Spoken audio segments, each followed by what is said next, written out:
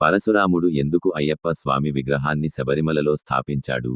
అయ్యప్ప స్వామి మహిషి సంహారం చేసిన తరువాత లోకహితార్థం కోసం తపస్సులో లీనమయ్యాడు. ఆ సమయంలో కేరళ భూమిని పరిరక్షించిన పరశురాముడు అయ్యప్ప స్వామి దర్శనానికి వచ్చాడు. పరశురాముడు ఇలా ప్రార్థించాడు: స్వామి, ఈ లోకంలో ధర్మాన్ని కాపాడేందుకు నీవు శాశ్వతంగా ఉండే స్థలాన్ని ప్రసాదించు అని. అప్పుడు అయ్యప్ప స్వామి చెప్పారు: నన్ను అడవిలో శబరి అనే మహాతపస్విని పేరుతో శబరిమలలో స్థాపించు అని. అందుకే పరశురాముడు పవిత్రమైన అడవుల్లో శబరిమల కొండపై అయ్యప్ప స్వామి విగ్రహాన్ని స్థాపించాడు. ఆ స్థలం ఎందుకు ప్రత్యేకమంటే, అది అరణ్యం కుడివైపు చూపుతున్న బాణం అహంకారానికి దూరం, కఠిన మార్గం కుడివైపు చూపుతున్న బాణం దీక్షకు పరీక్ష, 18 మెట్లు కుడివైపు చూపుతున్న బాణం ఇంద్రియ నియంత్రణకు సంకేతం.